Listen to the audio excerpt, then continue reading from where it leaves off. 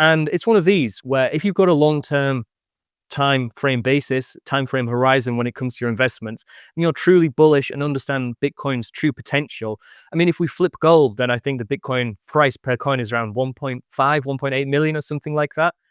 So the asymmetric returns on Bitcoin are still absolutely monumental compared to pretty much anything else in the space. Now, we may be talking 5, 10, 15 years down the line here, but that still provides massive outside returns compared to any other market.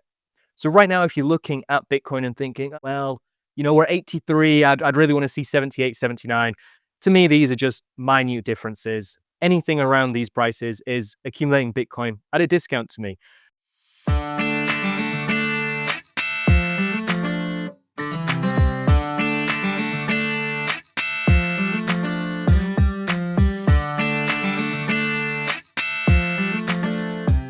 Before we begin, let's make something clear. All views expressed in this podcast by me or my guest are purely our personal opinions.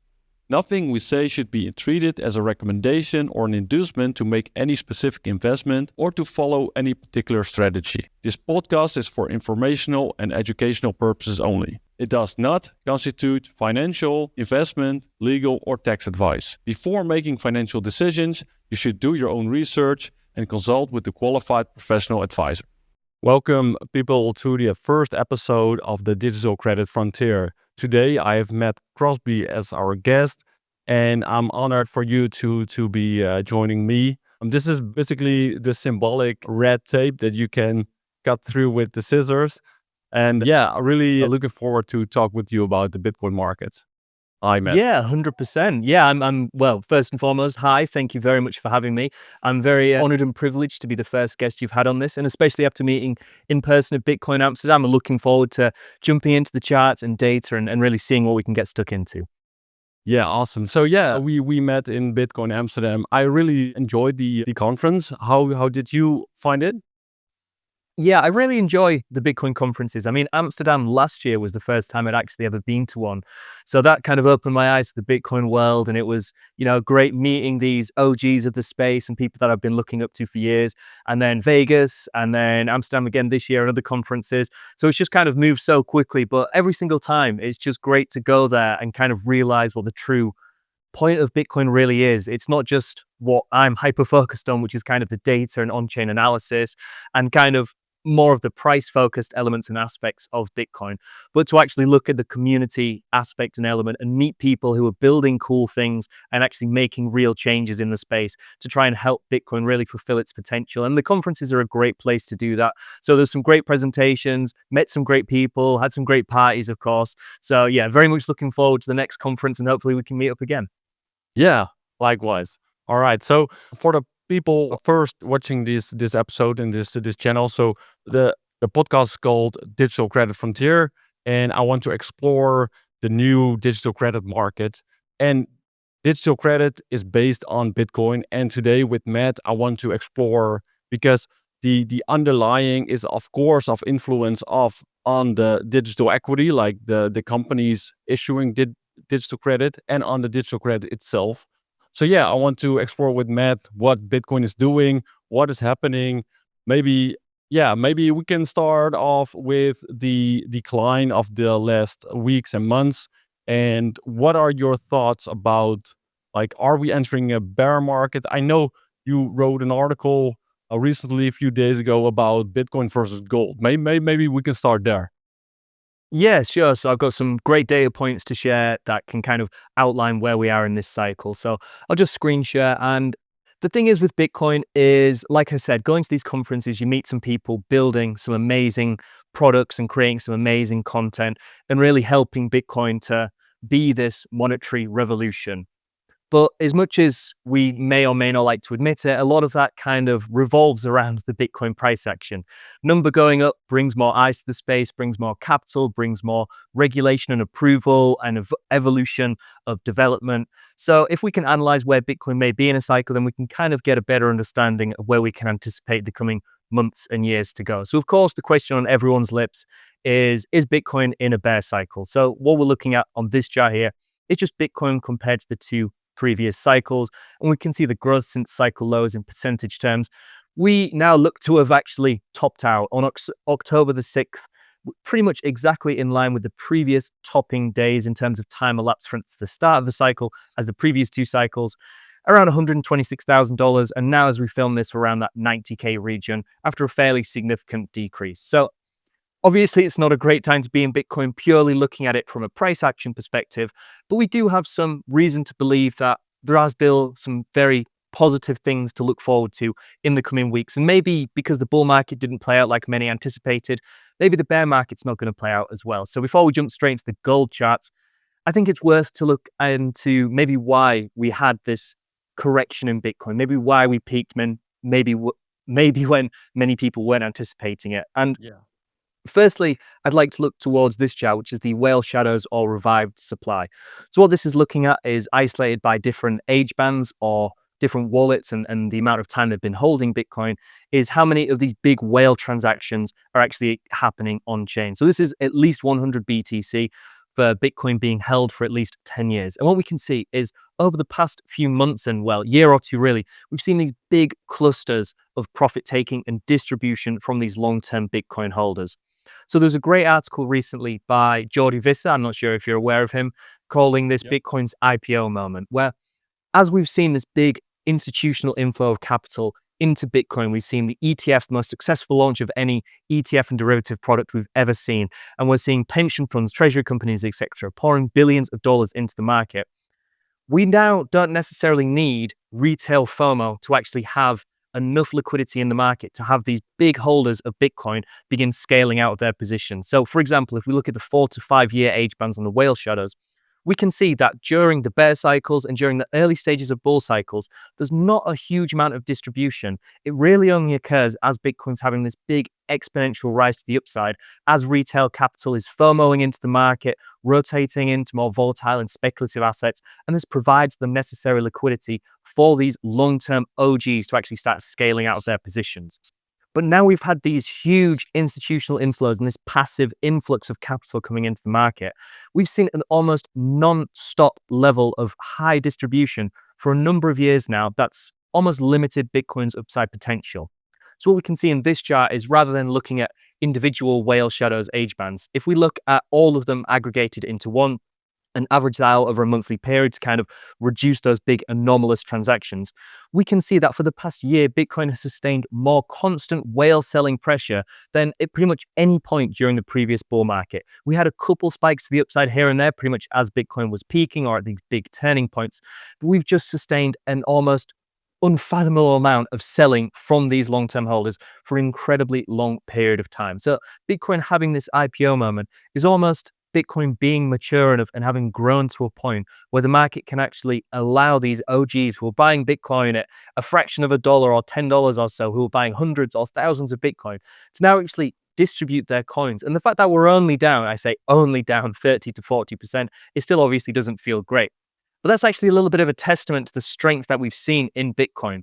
At any previous point during Bitcoin's life, if we were to see this much aggressive distribution from long-term holders, like we've seen in previous cycles, it's almost always led to a monumental 60, 70, 80+% drawdown.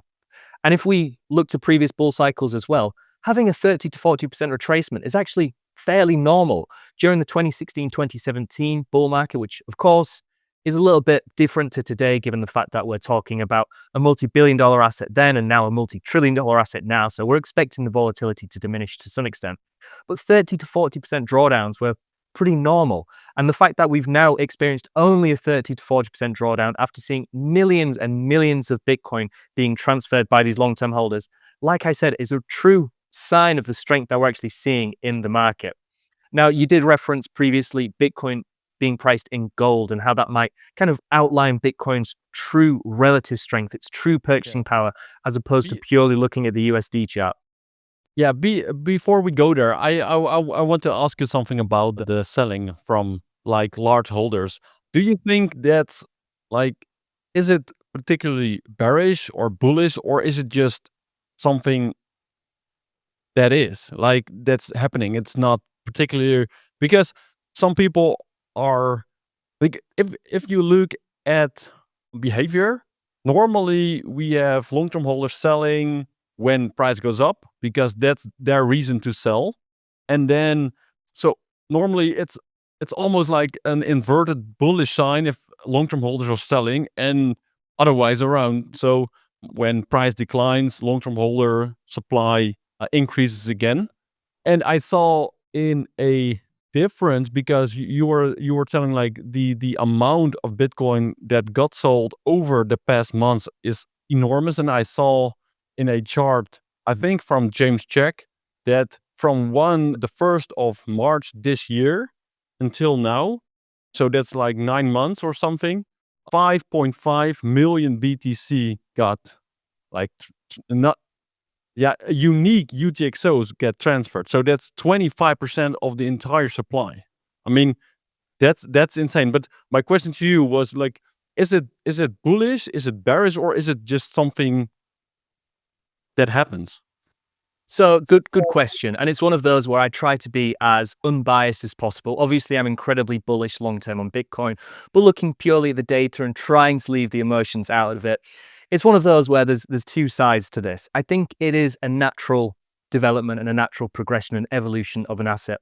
If you look to, say, Amazon during the 2000s, the tech bubble, we saw this almost underperformance relative to how strong the company was doing.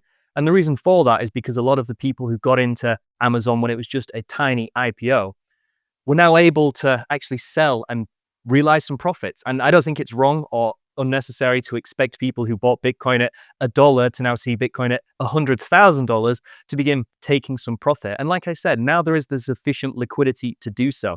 If you look to the previous markets, if Bitcoin had this low volume period where not a lot of volatility was going on, and you tried to just sell 10,000 Bitcoin on the market, you would cause a monumental drawdown in price action. You'd have a huge amount of slippage, and it wouldn't really allow you. These long-term holders are almost locked into these positions until we have these very short windows of retail FOMO. When now things have changed, where we have this institutional capital coming into the market, providing this liquidity that they can almost sell at any point and have a very, very minimal impact on the market. So, as I said, it's one of these where I'm very long-term bullish. So the fact that we have seen 5.5 million Bitcoin actually hit the open market in a very, very short space of time, and Bitcoin has remained relatively stable. Of course, we've had this big swing to the downside, but we were still making all-time highs during that period of time, at least in its USD chart. So the fact that we've seen this shift from a small concentration of OGs who are holding tens of thousands, hundreds of thousands, millions of Bitcoin now into more distributed holdings. Now there's ETFs, treasury companies, high net worth individuals, all holding smaller amounts of BTC. It just distributes and redistributes these coins to people who maybe have a slightly longer time frame horizon. Because like I said, if you were holding from $1 to $100,000, at some point, you're going to want to improve your lifestyle. You're going to want to buy a new car, buy a new house, whatever it may be. Whereas now these new institutional investors are maybe looking at Bitcoin as a slightly different asset, rather than something where it's like, I want to buy 1 Bitcoin or 10 Bitcoin to make X million dollars. Now I see Bitcoin more as a portfolio asset rather than being a goal of accumulating X amount of Bitcoin. I think sovereign states, institutions, treasury companies are saying, how can we get a 5% allocation to Bitcoin? How can we get a 10% allocation to Bitcoin? And when that's the mind shift change, it's not so much about raw numbers of Bitcoin being held. It's not so much about the current underlying price. It's about being able to consistently scale into the market to keep that portfolio allocation and be this hedge asset. And hopefully at some point actually decouple from equities, stop being just this risk-on, volatile version of US equities and become this digital gold and fulfill this true narrative that it really should be. Yeah, love it. So let's go into the gold. Sure. So as I said, lots of data to cover today.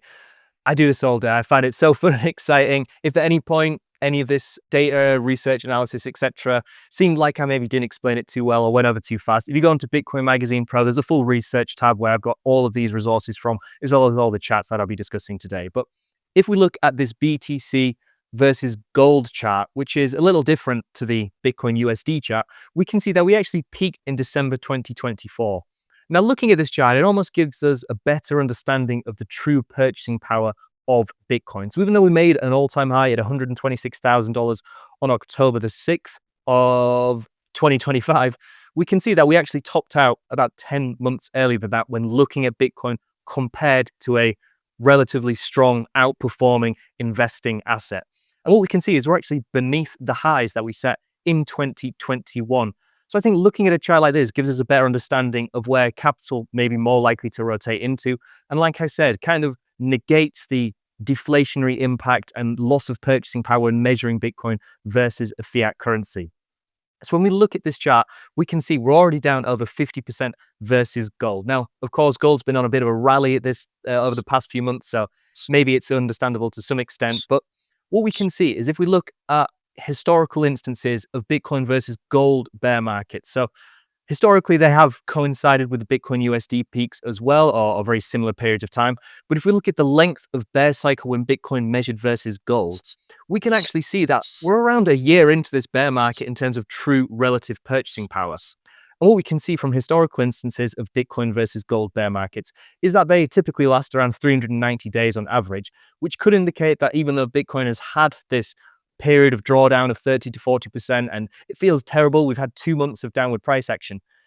When looking at the gold chart, we may already be around 90% of the way through this bear market already in terms of time elapsed. So it does give me some bullish indications looking at charts like this, that if Bitcoin can have some bullish catalysts, can get a little bit of a capital rotation in from other markets and start to pick up some steam alongside some more bullish macroeconomic factors that we'll look into a little bit shortly, then maybe 2026 isn't going to be this year-long bear market that maybe many had anticipated. Of course, it's a big talking point of Bitcoin breaking the traditional 4-year cycle. Of course, we topped out at a very similar time on the USD chart. But when pricing Bitcoin versus comparable assets, looking at these ratio charts as opposed to just a diminishing fiat currency, it gives us, like I said, a slightly better understanding of the true strength of the asset and how we can maybe anticipate its price action going forward. Yeah, I mean, I think this comparison with gold is very informative, and I think this, like what you're alluding to, this reflects way more. I think the feeling that people are having, like holding on onto Bitcoin, they see gold rip like there's like there's no tomorrow, and yeah, I have anecdotal evidence that really people are starting questioning, like, do I hold the right asset with Bitcoin? Um, is it still gonna be like gonna deliver the promise that it's the new digital gold? And I mean, this shows basically what you're telling. Like we're all already or almost in a year-long downtrend versus in gold terms.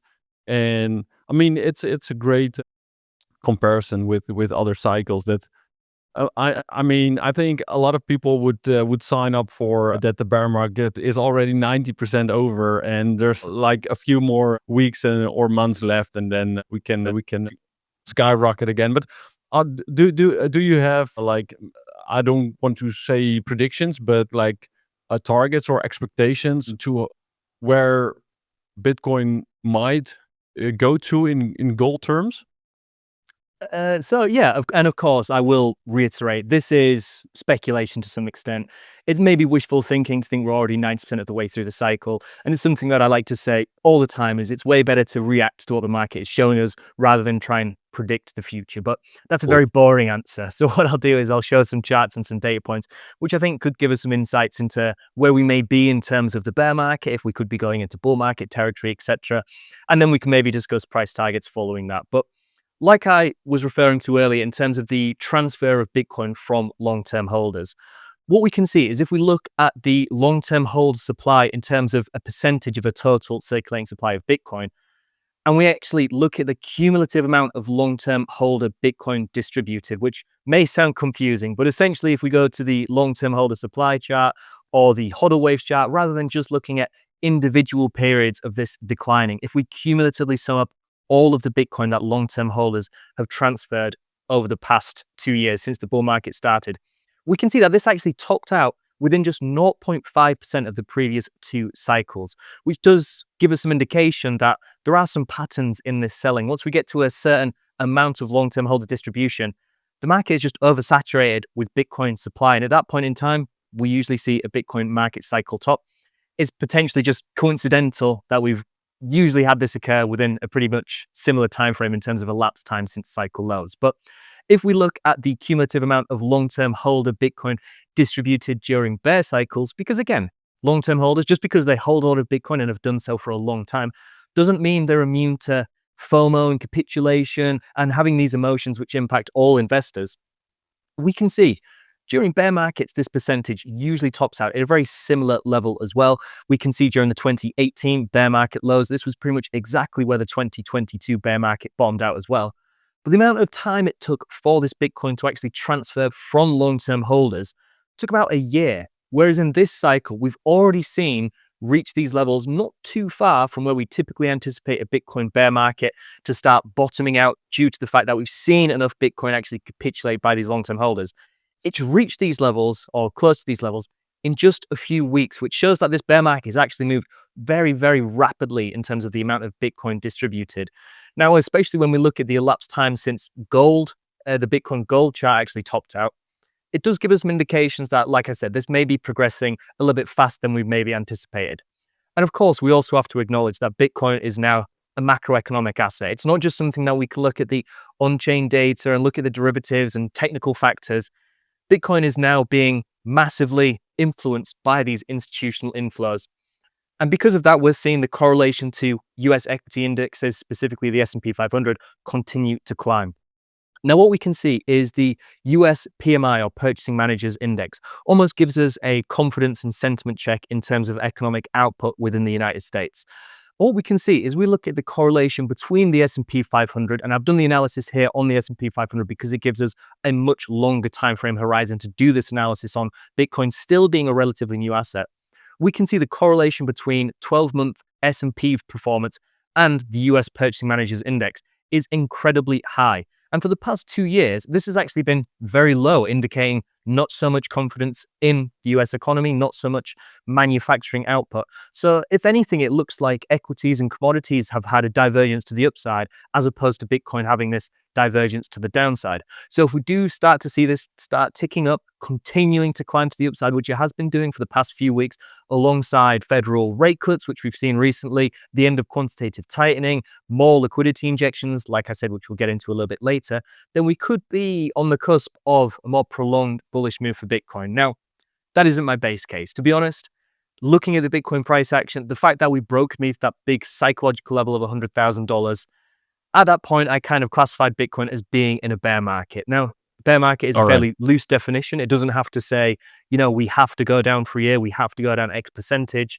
But I think until we have a more confirmed bear market level, or can change the trend on a macro basis, break above $100,000 again, I think predicting upside targets, we're maybe getting a little bit ahead of ourselves. Yeah, so the chart you showed before about the long-term holder selling, and did you cut it off when the top was in, and then just add like still some selling since the top? Like, what was that the Yes, pattern? so the way that is actually formatted is it's resetting at market cycle peaks and market cycle bottoms. Yeah. So I'll just quickly share it once again. So we can see from October the 6th is where this topped out within 0.5% of the two previous cycles. And since then, we've been cumulatively counting the long-term holder Bitcoin distributed from that peak we set just about 2 months ago. So to summarize, and to also for me to understand what I'm seeing here is, so every time the other side, because this is scary accurate, and so other cycles, yeah. So the peak is in, and then you got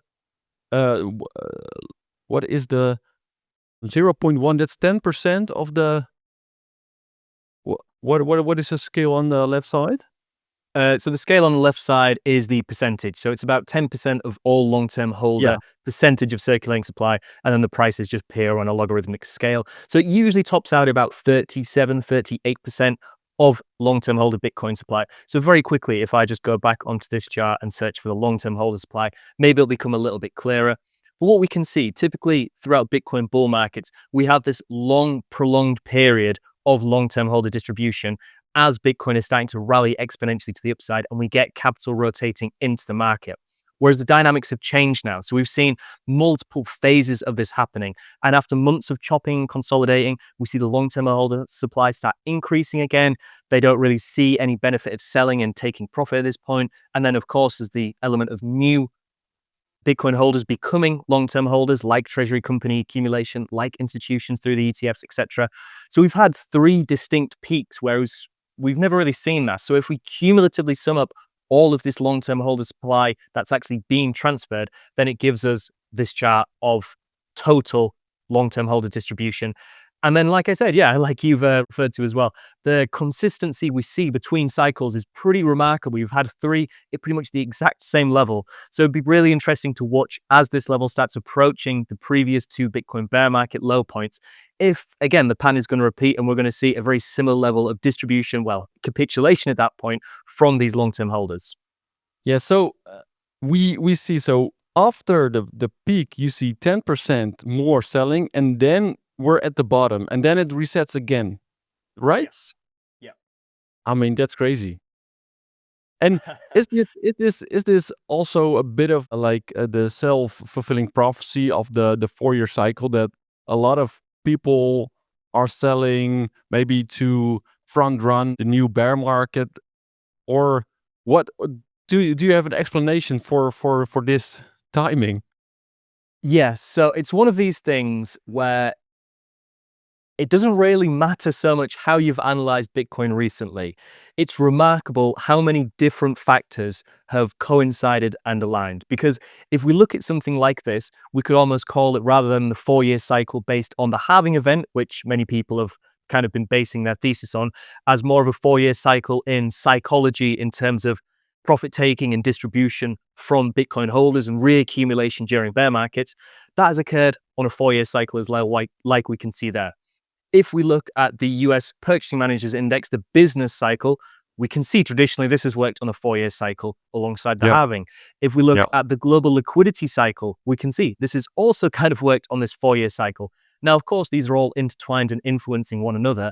But if we look at the global M2 on a year-on-year basis, we can see this has actually been in a downtrend in terms of the rate of expansion in global M2 money supplies since June of this year.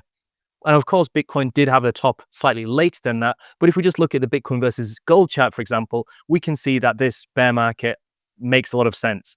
So it doesn't really matter if we've analyzed Bitcoin in terms of time elapsed from the start, length after the halving, psychological factors in terms of distribution, the business cycle, the liquidity cycle. They've all kind of provided this confluence into one to kind of outline and provide some reasoning behind Bitcoin's moves over the past, well, over its entire life cycle, really. So it'll be interesting to watch all of these going forward to see if once again they can align up. Like I said, of course, they're influencing each other. If we're seeing the business cycle struggling, we're likely to see less capital rotating into risk on markets. We're less likely to see people putting capital into volatile assets like Bitcoin. And it's pretty much a miracle that the halving event has lined up pretty much exactly with the global M2 year-on-year bottoming alongside the business cycle typically bottoming out as well. So yeah, it's just one of these really mesmerizing things. And if you're into Bitcoin, have been into Bitcoin for a few years, you've heard all of these different theories and theses. Really, if you look at them, you can take inspiration from a lot of them and kind of come to the same conclusion. yeah. I mean, you're really showing some great insights here, because I mean, I haven't seen these charts, and I mean, it's really amazing to see the patterns, and also the fact, because basically you're telling me versus gold, we may be like in the last innings of the bear market. Also, I think in your article you showed the Fibonacci ranges, but also basically you're telling, based on this long-term holder selling, we almost maybe reached the peak, or like the 10% selling which occurred in other cycles. So those things are aligning as well with each other. Yeah, so like I said, it's one of these where it's better to react than predict. And my base case at the minute isn't we're just going to completely run up to new highs. I do think there is a case to be made that we at least range around these levels for a little bit longer or potentially break slightly lower. So what we can do is look to, let me find the right chart. If we look to, for example, this one, Oh, I just closed it instead of pressing on it. If we look to this one, for example, what we can see is this is looking at the coin days destroyed. Now, what this is looking at is essentially the velocity of Bitcoin movement. So we can see a lot of long-term holders actually distributing their coins. But if we weight the transfers, so for example, I held one Bitcoin for 100 days before transferring it, that would add 100 coin days destroyed. Now, to add the same 100 coin days destroyed with zero point 0.1 Bitcoin, I'd need to hold it for 1,000 days. So this is essentially weighting these transfers by the time it had been held. Now, what we do is once we aggregate all of those and average them out, we can see that if we look to the coin days destroyed on a 30-day moving average, it marks the peaks pretty much to perfection, even on a USD basis. Now, what we haven't seen yet in this bear market is a capitulation event. Now, typically what we see in bear markets here, like we could see at the tail end of 2022, and unfortunately I cut it out when I actually made this graphic, but we saw the same in 2018, is when we hit these bear market lows, we typically see a big level of capitulation, a true wipeout event where we see leverage completely flushed, long-term holders capitulating. And if we look at the cumulative amount of long-term holder distribution, we can see there is a little bit of room to the upside. So it wouldn't surprise me to see one more flush out, especially considering there's still, sentiment feels terrible, let's be honest. But if you look at the derivatives market, for example, people aren't excessively shorting the market yet. People still have this slight hope. So if we do see this big monumental wipeout, this big flush to the downside, especially considering the average accumulation price of MSDR, for example, is around $75,000. Imagine the headlines if sailors average Bitcoin purchases at a loss. And that actually coincides pretty nicely with the average cost basis of ETF holders, etc. So around 75K, I think we're pretty much getting to this all hope is lost territory. At that point, go against the traditional feelings that you get, go against the bearishness that you're almost inevitably going to feel, and act as a contrarian. At that point, buy when there's blood in the streets. But of course, I'd like to be proven wrong. What we can see is if we look at the 28-day average ETF outflows, they've actually recently reached their steepest rate of decline ever. Now, a lot of people look at institutional capital and refer to that as smart money. These ETF buyers, and of course, not all of them in institutions, but around 30 to 40% of them are. A lot of them are still just going to be high net worth individuals. But when we look at these, we refer to them as the smart money. What we can see is when they actually start getting bearish, once they actually start capitulating and we see outflows in the ETF market, these have coincided with Bitcoin market lows almost to perfection every single time. Smart money is still susceptible to the same human emotions that everyone experiences. And when we look at this on-chain data, it's really just the mass psychology of investors quantified.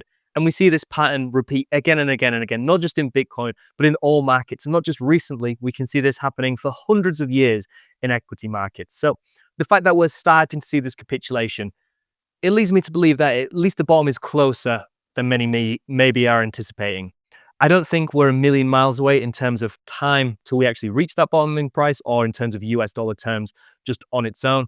But I wouldn't necessarily think that the bottom is definitely in. I do think that it's worth considering that there might still be more downside room to go, especially if we look at something like this chart, which is looking at the electrical production cost of Bitcoin. Now, we have started to see a little bit of capitulation in the miners' output. If we look at the hash rate, we've started to see that decline quite rapidly recently.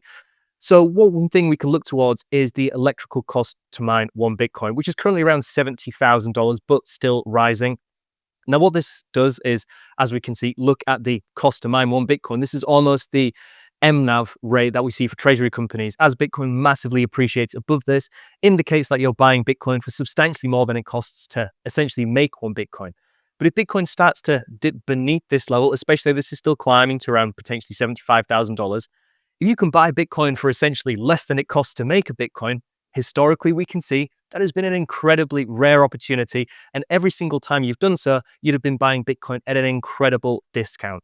So I do think that we're nearing this bottoming price action, but I still think, like I said, bear market thesis is the base case. It's still worthy to play defensive with our investments, be a little bit more not so aggressive with your accumulation, whether you're a strategic dollar cost averager, whether you're someone that wants to try and time the market cycle bottoms and tops, whatever that may be. I still think it's worth being a little bit cautious. But with all of that, like I said, I'm an analyst. Of course, I have to give both sides, so I cover my own back. But if we look at something like the US dollar strength index chart, which is this green line we see here, and actually invert it and look at it on a year-on-year basis, we can see that again, it has an almost one-to-one correlation with the Bitcoin price action.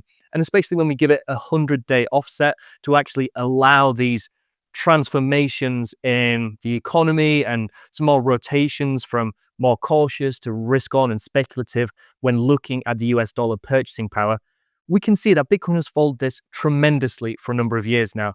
And this is actually signaling that we're potentially in the phase of forming a market cycle bottom. This would actually indicate slightly lower prices before we march higher, but pointing towards a very, very strong Q1 2026, especially considering that Bitcoin is incredibly oversold. We're seeing these capitulations from long-term holders. We're seeing, just from a technical factor, one of the steepest declines we've ever seen, especially after this huge volatile move after Bitcoin had been contracting for such a long period of time. So I think there's many, many indications that Bitcoin, as I said, is looking a little bit more bullish than many people are anticipating, but still has that room to the downside for one final flush out. So everyone loses hope. So Bitcoin dies one final death before we move up, max pain scenario, and start climbing to new all-time highs, potentially a lot earlier than many people are expecting. And especially, like I said, considering that the Fed have recently announced the end of quantitative tightening, the final conclusion of balance sheet contraction. And of course, this doesn't necessarily mean immediate quantitative easing and more capital and liquidity rotating into the system. But we can see the three previous instances that this actually occurred for Bitcoin when we saw federal balance sheet contraction and quantitative tightening come to an end, all almost immediately led to rapid price ascensions for Bitcoin. And like I said, we've just seen that on December the 1st. So it's one of those where, of course, it feels like a little bit of a cop-out answer, but there's some very, very bullish things, especially for the macro for Bitcoin. But short-term, there's a few bearish things. So I think being defensive right now is the play, but long-term, I think people maybe aren't bullish enough. Yes, love it. So I agree with your base case that like we have been entering a bear market or an equivalent. We lost levels, or we, because I'm also looking at the MVRV mean ratio. That's like a bit of a market divider. I think it's around 98,000. We lost $100,000 psychological level. So I really agree with Matt here that you should be on the defensive mode and not to be too aggressive. And yes, in other instances, we have seen, before we go up, we have seen capitulation events. So we did see a spike. I also saw like the short-term holder cost base really drop, I think a few weeks ago. And that's like the short-term holder cost base is like a volume weighted average of the last 155 days. And I think if it drops that quickly, it shows that a lot of volume has been, so a lot of UTXOs changed hands at these lower levels. I saw it as this could be a capitulation event, but I also agree that the sentiment, like if this was really a bear market bottom, sentiment usually needs to get a lot worse before getting better again. So I'm really on the same page with you there. So do you have for yourself levels or indicators that you say, I want to see that recover, and then I will flip more like a bullish bias again? Yeah, so great question. And I think you mentioned it previously with that short-term holder cost base is declining as well. I think if we can reclaim that, then that's going to be a very bullish indication. And especially as that's aligning and providing some confluence with that kind of $100,000 psychological level. So I know there's some big volume clusters around 95 to 97K, and we're kind of getting into a slightly more shorter time frame, almost trading technical analysis at this point. But again, just entering six-figure territory, I think will be this bullish catalyst to allow people to think, wow, Bitcoin has had this long period of distribution, potentially almost a mini bear market, and has still shown the strength to recover into six-figure territory. So beneath that, or until we see a bear market low, as I said many times, I'm slightly leaning towards being more conservative. My positions. And when it comes for potential downside targets, like I said, I think beneath $75,000, when we start seeing some treasury companies in some trouble, once we start seeing headlines that Bitcoin has died, potentially around 70 to 75, maybe even slightly lower, the previous all-time high at around $68,000, $69,000, around that region, then that's an incredible discount for me to accumulate some Bitcoin. And it's one of these where if you've got a long-term time frame horizon when it comes to your investments, and you're truly bullish and understand Bitcoin's true potential. I mean, if we flip gold, then I think the Bitcoin price per coin is around 1.5, 1.8 million or something like that. So the asymmetric returns on Bitcoin are still absolutely monumental compared to pretty much anything else in the space. Now, we may be talking 5, 10, 15 years down the line here, but that still provides massive outside returns compared to any other market. So right now, if you're looking at Bitcoin and thinking, well, we're 83, I'd really want to see 78, 79. To me, these are just minute differences. Anything around these prices is accumulating Bitcoin at a discount to me. Like I said, be conservative. Yeah, exactly. Don't go all in. Don't do anything stupid. Don't do anything with leverage. But just have this long-term basis. Look for confluence in the market. Because like we can see, any one indicator can fail. Any one model or thesis or analyst outlook, like myself, could be wrong. But if you can kind of aggregate all of this data, take the emotion out of it, and work on probabilities, it certainly looks like Bitcoin doesn't have nearly as much downside potential as it does upside potential. Yeah, I fully agree there. And because of this podcast is called the Digital Credit Frontier, I want to ask you about, are you following the treasury companies? And if you do, what's your opinion about it? And maybe if you can go into it, I would love that. And if not, I want to discuss with you also the possibility or the headline, because you already mentioned that there will be headlines that treasury companies will implode and stuff. But with a strategy creating this USD reserve, I think those chances, the chances were already very low, but they, like, in my opinion, plummeted to like almost 0%, that they will become a forced seller because they have now for 2 years or almost 2 years of a cash reserve for the dividend payments. But yeah, over to you, Matt. What do you follow the space, and what are your insights and opinions about it? I do follow the space, and it's one of these where I think strategy could almost be referred to as the Bitcoin of the treasury company, digital asset treasury market, whatever you want to refer them to. They had this first mover advantage. They were able to accumulate significantly more Bitcoin than any other treasury company will almost ever be able to surpass. But a lot of the later ones are almost like the altcoins in the space, who maybe saw Bitcoin accumulation as a bit of a get out of jail free card. Maybe these were zombie companies. And I don't think this was inherently a bad thing to do. I think that accumulating a hard asset on your balance sheet is fundamentally a strong move to make. But those that are taking out excessive leverage, those that are potentially having a failing revenue model and have bought Bitcoin at excessively high prices, again, are going to start getting some questions from some shareholders once their position's down 30, 40, 50%, to the point where we're going to see some forced sales. We might start seeing treasury companies who are accumulating the Bitcoin from these treasury companies that went bust. I feel like I've said that so many times now. But overall, I think if we look at something like MicroStrategy, which of course is the main one, the big one, they're currently beneath their net asset value premium. The amount of Bitcoin they hold on their balance sheet is currently beneath the valuation or market cap of the company itself.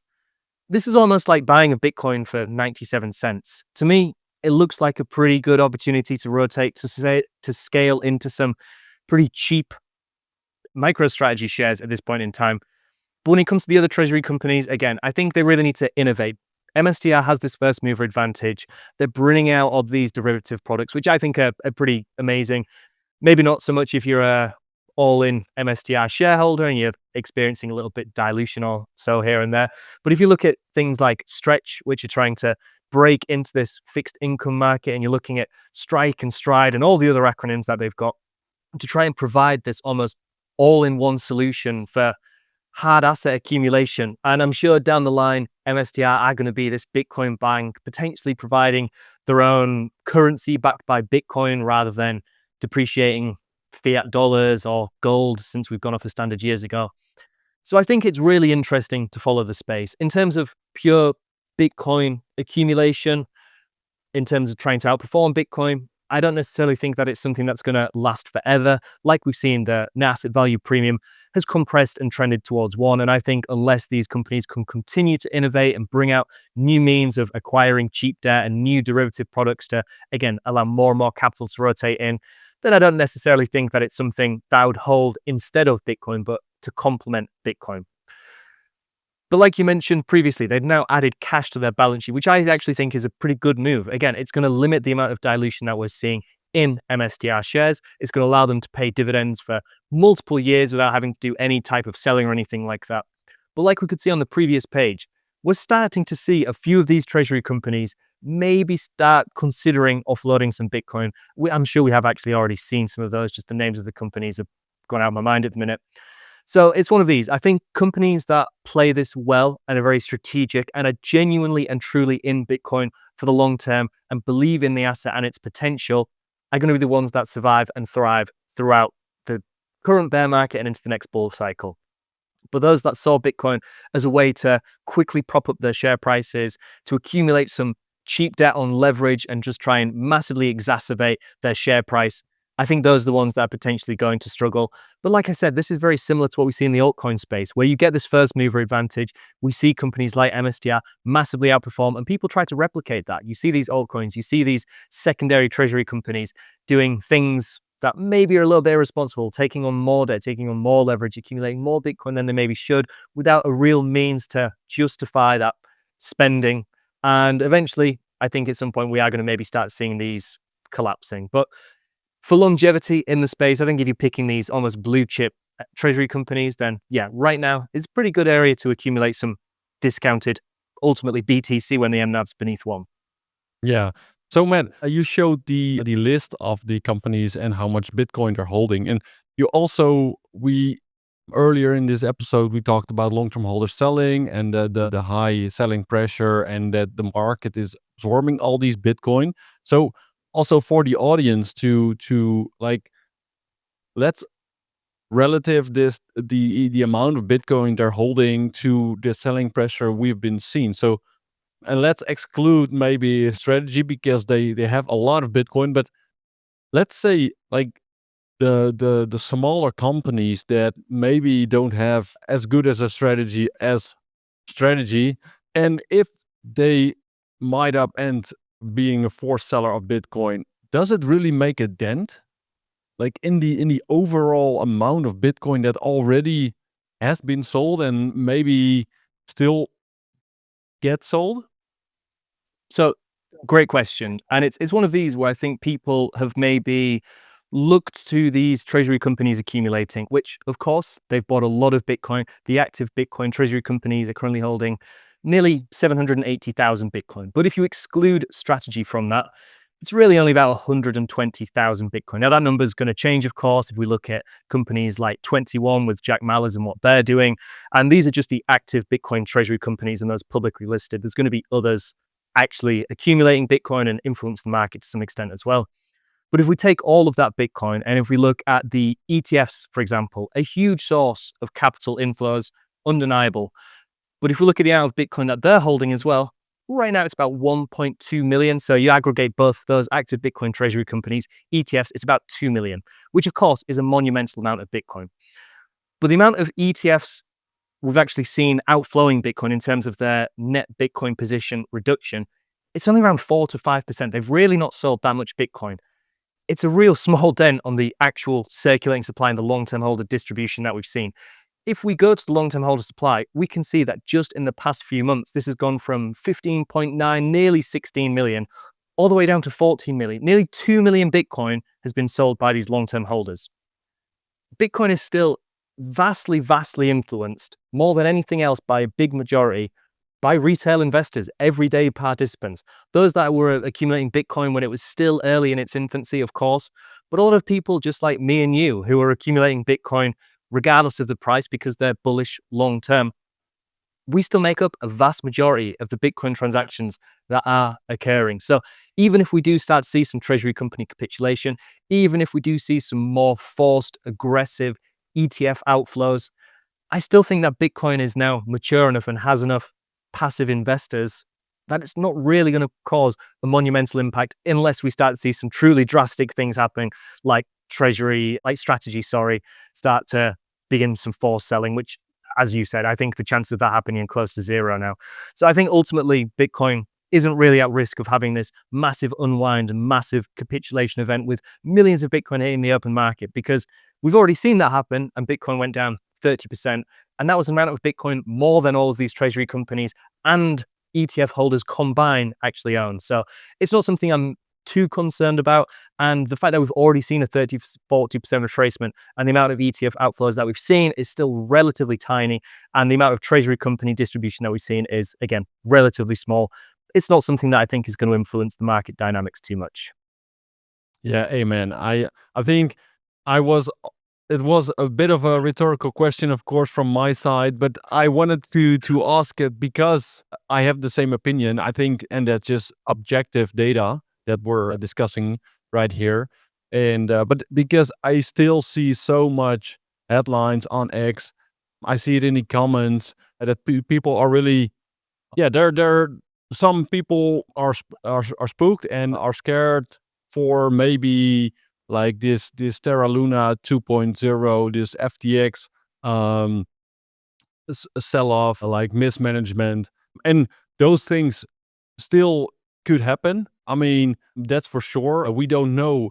Also, I also read things about you. We had that crypto liquidation event, I think in October, that really started the downtrend.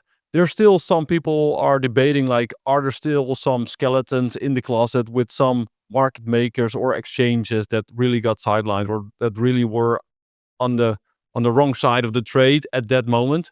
And we really could see that. But I think, to Matt's point, I think if you exclude strategy, and I think that now with their USD reserve, I think is a fair thing to do, then even if there are treasury companies that would become forced sellers, or mining companies that would sell some portion of their Bitcoin to pay their debt and to service their debt, it wouldn't be, like, in the grand scheme of things, it doesn't cause a major sell-off. So I think the market showed that that it can absorb like another clip of 10,000 BTC sent to the exchanges and got sold OTC. One thing I also want to share with you and the audience is what I think is very interesting about the digital credit market and how that behaved in the last couple of weeks and days. I'm gonna share it here on my screen. I'm gonna start with this one. So this is an overview of the effective yields of all the perpetual preferred share of stock that are issued by Strategy and by Strive. So SEDA is also in here. Stream isn't trading yet, but what I want to point out is, like, Strive, it's a green one that's in the top of the capital stack, and it has the highest BTC rating, meaning it has the most Bitcoin. It's backed by the most Bitcoin in the capital stack, and it traded like around $110 before the sell-off. So when Bitcoin was at $109,000, it traded around $110, which equates to a 9% effective yield. And I inverted the Bitcoin chart here so you see, like, because these preferreds are behaving like credit instruments, and that's the yield rises when the price goes down, and the yield goes down when the price rises. So when these things catch a bit, then the yield drops.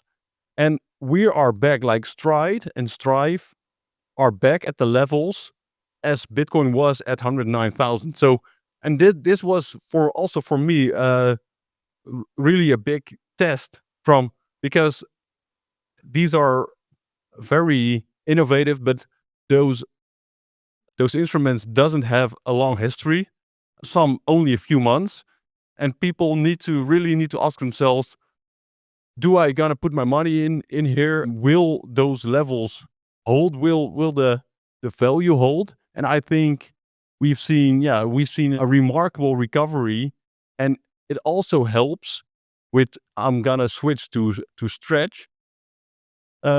We saw in November that when stretched trades at $100, a strategy wants to cap stretch at $100 and above, they're gonna issue more shares.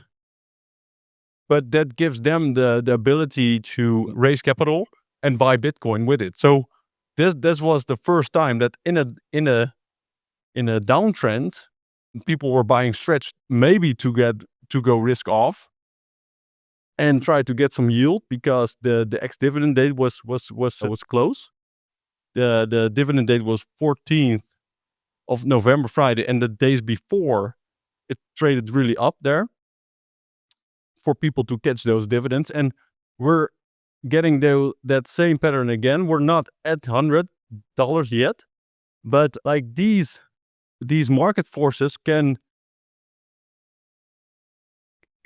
be the reason that strategy is able to raise capital even in downtrends, and maybe for the first time in 4 or 5 years may really buy the bottom instead of only buying the top. So I think this is very interesting for the whole digital credit market developing, and also for the Bitcoin market. I think it's a good thing that strategy, because I mean, if companies are really speculating with Bitcoin, and it goes wrong, they really have an impact on all the Bitcoin holders, like a bad impact. And I think them taking responsibility to have this USD reserve also for a better credit rating, because I think it was also something that came out of the S&P rating for their company itself. The S&P rating alluded to the lack of cash reserves, but also for the Bitcoin market as a whole. I think it's a good sign that they probably won't be a forced seller, and they now have, with the preferred, maybe instruments to buy the bottom and really dampen the downside of volatility. So that's something I wanted to share with you and the audience. Yeah, 100%. I think it's like you said, almost a stress test for MSTR, and it'll be great to see them hopefully accumulating Bitcoin at lower prices. It was almost a meme that they always bought the market cycle peaks, but if they can start accumulating down in these discounted regions, really start showing some firepower in terms of providing dividend yields and having this cash reserve without having to further dilute, or absolutely the worst case, start distributing and selling their own Bitcoin, then again, it just provides that confidence and reassurance. And especially if we are potentially at a point where Bitcoin could start looking a little bit more positive, and we start seeing these treasury companies that have not just survived but thrived throughout this downtrend, then again, it just provides that confidence and reassurance and positivity that they're likely to outperform in the coming months as well. Yeah. So, Matt, I think the hour is already up. You shared a ton of great insights with me and the audience, so I really thank you for that.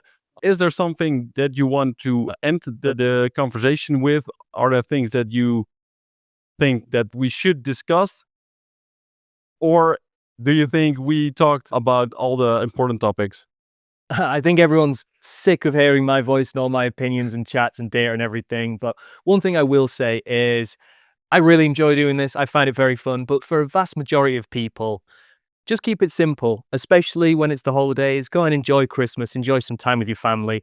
Bitcoin's going to continue doing what it does. Just have some patience. And of course, shameless sales pitch. If you go to Bitcoin Magazine Pro, you can get access to all of the data and charts and information we discussed today. But as well as that, which I actually think is probably one of our best features, is you can set alerts on all of these charts and indicators and everything.